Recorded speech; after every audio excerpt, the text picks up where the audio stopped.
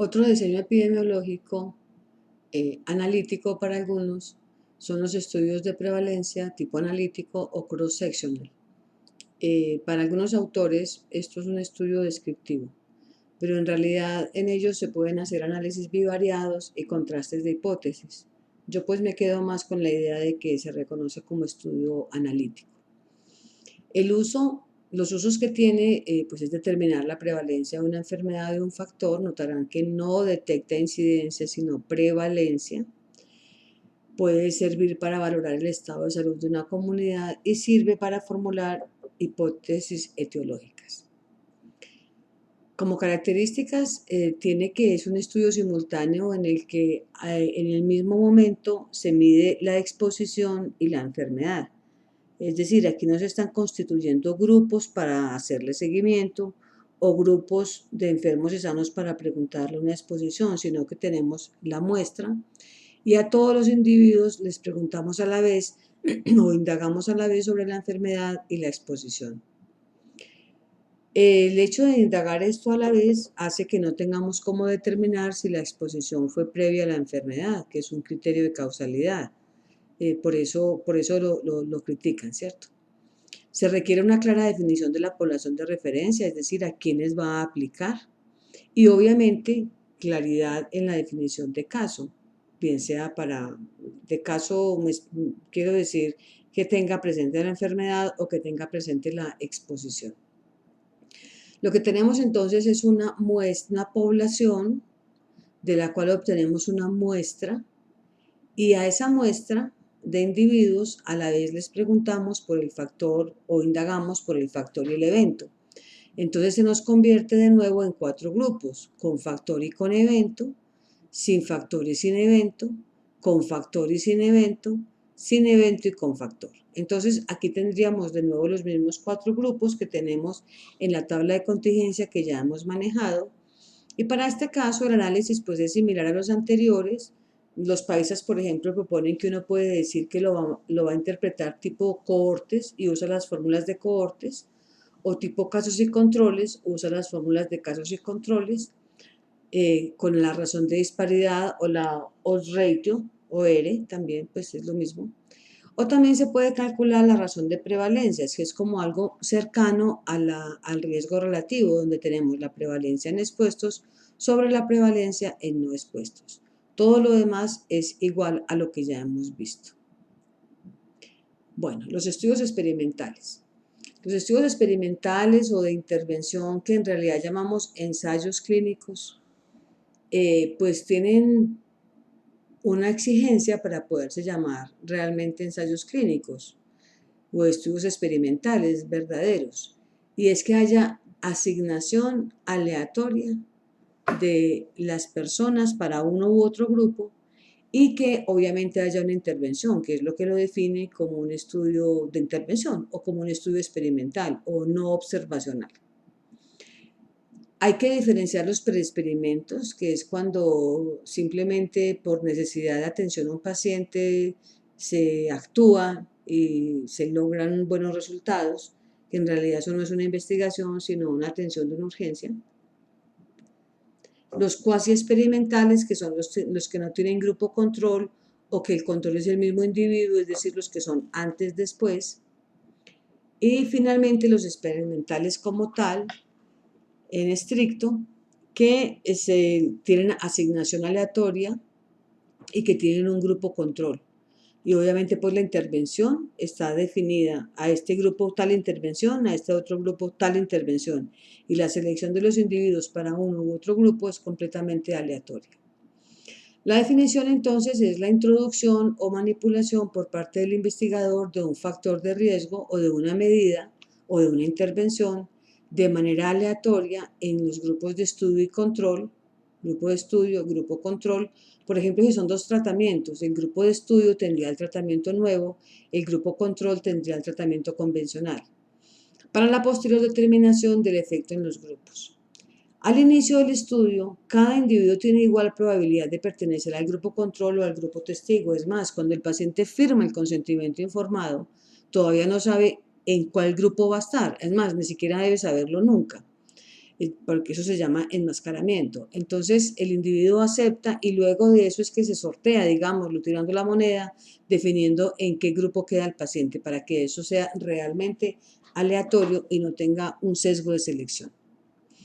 Se usan pues como en ensayos clínicos y terapéuticos, también para contrastar o demostrar hipótesis de curación o de prevención, para evaluar programas o tratamientos que lleven a modificación de protocolos y obviamente para la toma de decisiones administrativas. Hay estudios sin comparación, pues obviamente eso no son verdaderos ensayos clínicos, son estudios, son series de casos. Esos estudios sin comparación, en serie de casos, pues no hay manera de considerar que están apoyando la relación causal, son, digamos, pues descriptivos. Y estudios con comparación, que sí son ensayos clínicos comparados. Entonces tendríamos que se pueden hacer controles históricos, es decir, si yo tengo una muy buena información previa y tengo una modificación en una conducta, yo puedo comparar con esos controles históricos, digamos mortalidad, porcentaje de complicaciones, tiempo de complicaciones, tiempo de hospitalización, bueno, la variable de desenlace que me interese. Puedo tener controles simultáneos sin distribución aleatoria, eso haría que fuera un ensayo clínico controlado no aleatorizado, lo cual le quita pues rigor y evidencia, valor de evidencia. O puedo tener también con distribución aleatoria, que es lo que les decía, y es que es un carácter impredecible de quién sigue. O sea, es el paciente, cuando el paciente acepta, no se tiene la menor idea en qué grupo va a estar y no hay manera de predecir desde antes si le toca el grupo A o el grupo B porque es por un sorteo. Y también se puede hacer pues distribución aleatoria estratificada si queremos generar grupos, digamos, de hombres, de mujeres, o por estratos socioeconómicos, o por nivel educativo, bueno, por la variable que nos interese. Esos ensayos clínicos pues también pueden ser comunitarios, pero pues vamos a hablar básicamente de los ensayos clínicos.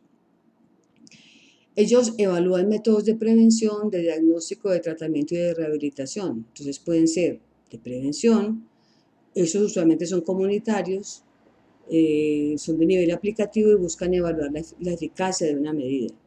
Los terapéuticos buscan modificar el transcurso de la historia natural de la enfermedad y los de rehabilitación pues generalmente son estudios individuales y buscan prolongar la vida del paciente, curarlo o bueno, paliar o disminuir el sufrimiento. En los estudios experimentales o de intervención o ensayos clínicos, para ser más exacta, pues la medida que se obtiene es la reducción relativa del riesgo. Para obtener esa reducción relativa del riesgo, primero necesitamos calcular el riesgo relativo, que ya sabemos cómo calcularlo, incidencia en expuestos sobre incidencia en no expuestos. En este caso, los expuestos son los que están con el nuevo tratamiento y los no expuestos los que están con el tratamiento convencional. Supongamos que el tratamiento A nos da un 8% de muertes y el tratamiento B, que es el grupo control, nos da un 12% de muertes. Entonces tenemos la incidencia en expuestos es de 0,08, la incidencia en no expuestos es de 0,12, nos da un riesgo relativo de 0,67. Es de esperarse que el riesgo relativo nos dé menor a 1, claro, porque si estamos buscando siempre es que el paciente mejore, es decir, lo que le estamos haciendo se va a comportar como un factor protector, va a evitar la muerte, a evitar el sufrimiento, a evitar las complicaciones. Entonces, lo usual es que en los artículos se presente esto como reducción relativa del riesgo, que se calcula de la siguiente manera. Reducción relativa del riesgo es igual a 1 menos el riesgo relativo multiplicado por 100. Para este caso, entonces, sería 1 menos 0,67% nos daría 33%. Entonces, en este caso se podría afirmar que el nuevo tratamiento reduce el riesgo, en este caso es muerte, reduce el riesgo de muerte en un 33% en términos relativos o si se compara con el grupo control. Es decir, es adicional. Adicionalmente se logra un 33% de reducción en la mortalidad. Esa es la reducción relativa del riesgo. Como un dato intermedio que no se publica usualmente, tenemos la reducción absoluta del riesgo.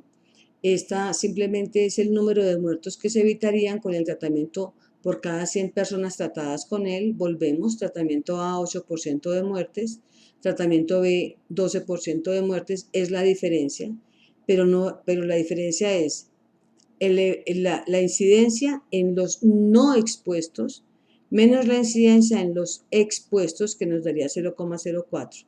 Entonces podría decirse entonces que por cada 100 personas tratadas con el tratamiento A podemos evitar 4 casos de muerte.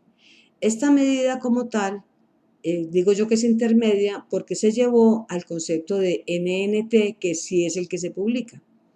Ese número necesario de pacientes a tratar para reducir un evento o para reducir un problema, un evento, un suceso, una complicación, la muerte. ¿En qué se basa? En que con la reducción absoluta del riesgo nos está diciendo que por cada 100 personas, entonces decíamos, si de cada 100 personas tratadas con el nuevo tratamiento podemos evitar 4 casos, ¿cuántos tendríamos que tratar para evitar un solo caso? Entonces lo que tenemos es el NNT, que es el 1 sobre la reducción absoluta del riesgo, 1 sobre 0,4 nos da 25. Entonces, este tratamiento que ensayamos en este ensayo clínico nos dice que necesitamos tratar 25 pacientes con el nuevo tratamiento para evitar un caso de muerte. Se considera como límite,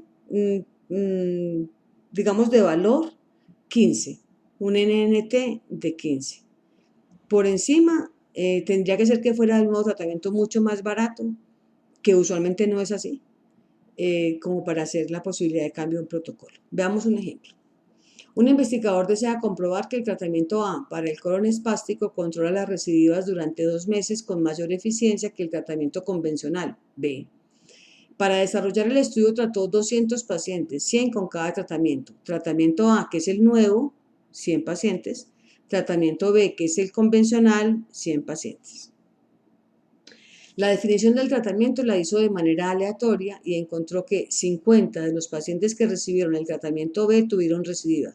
Recidiva positiva de los 100, de la definición de 50 de los pacientes que recibieron el tratamiento B. Del tratamiento B, 50 tuvieron recidiva, o sea que 50 no tuvieron recidiva antes de los 2 meses y solamente tuvieron recidiva 20 de los pacientes que recibieron el tratamiento A. De los 100 del tratamiento A, 20. Entonces ya tenemos, ¿cuánta gente tuvo recidiva? 70. ¿Cuántos no tuvieron recidiva? 130. ¿Cuántos estuvieron en el tratamiento A? 100. De esos 100, ¿cuántos tuvieron recidiva? 20. Tratamiento B fueron 100. ¿Cuántos tuvieron recidiva? 50. Tenemos ya los datos. Entonces ahora ya podemos proceder a hacer los cálculos básicos. La incidencia de recidiva en los pacientes con el tratamiento A pues sería 20, con el tratamiento A, sería 20 sobre 100, es decir, 0,2 o el 20%. La incidencia de recidiva en los pacientes con el tratamiento B pues sería 50 sobre 100, o sea, el 50%. La diferencia de incidencia de recidiva en ambos tratamientos es estadísticamente significativa. Como les decía, esto se hace todo con chi cuadrado de Pearson. Esta es la fórmula con la cual se demuestra y, como les decía, si da más de 3,841 es porque estas diferencias o estas incidencias, la diferencia de las incidencias es estadísticamente significativa, pero eso lo trataremos más adelante en estadística. Bueno, entonces calculamos el riesgo relativo, que sería la incidencia en expuestos, que es 0,2, sobre la incidencia en no expuestos, que es 0,5. Entonces tenemos 0,2 sobre 0,5, 0,4. ¿Qué quiere decir ese 0,4 en el riesgo relativo? Pues por cada 10 personas, recuerden la trampita, el 0,4 es lo mismo que 0,4 sobre 1. Entonces multiplico arriba y abajo por 10, me queda 4 sobre 10. Entonces, por cada 10 personas, que son los no expuestos, que tienen recidiva con el tratamiento B o con el convencional, solo 4 de los que reciben el tratamiento A tienen la recidiva. Es decir, la gente con el tratamiento nuevo tiene menos recidivas. De ahí sacamos la reducción relativa del riesgo, que es 1 menos RR, o sea, 1 menos este 0,4 nos da 60. Nos da 0,6, o sea, multiplicado por 160, dice, el nuevo tratamiento reduce las recidivas del colon espástico en un 60% si se compara con el tratamiento convencional. Es decir, adicionalmente, reduce 60% de las recidivas, adicionalmente frente al convencional. La reducción absoluta, que les decía que es un valor intermedio, entonces tendríamos 0,5, que es la incidencia en no expuestos, menos 0,2, que es la incidencia en expuestos, 0,3 o 30%. Por cada 100 pacientes tratados con el nuevo tratamiento se evitan 30 recidivas, pero como les digo, lo que se acostumbra a publicar es el NNT. Entonces el NNT sería 1 sobre el RAR, y el RAR es 0,3. 1 sobre 0,3 nos da 3,3. Esto siempre se aproxima por exceso. Digamos, si da 3,001, es 4. Si da 3,8, es 4. Siempre se aproxima por exceso. Entonces, estaríamos diciendo que necesitamos tratar 4 pacientes con el nuevo tratamiento para evitar una recidiva. Y de ahí es donde se empieza a valorar la calidad de un medicamento o de otro medicamento en cuanto a la eficiencia que pueda tener en los pacientes. Entonces, ahora ustedes harán el taller número 7 en un ensayo clínico controlado y aleatorizado que buscaba demostrar la eficiencia en la reducción de complicaciones de una nueva técnica quirúrgica para la realización de colecistectomía. Se obtuvo la siguiente información. Total de pacientes tratados, 300. Total de pacientes intervenidos con la nueva técnica, 150. O sea que también con la técnica vieja fueron 150. Total de pacientes que presentaron complicaciones, 40. En total, 40. Total de pacientes intervenidos con la nueva técnica que presentaron complicaciones, 10. O sea que 30 fueron de la técnica vieja. La idea es que ustedes calculen e interpreten la reducción relativa del riesgo de la nueva intervención quirúrgica y calculen e interpreten el NNT derivado de este estudio.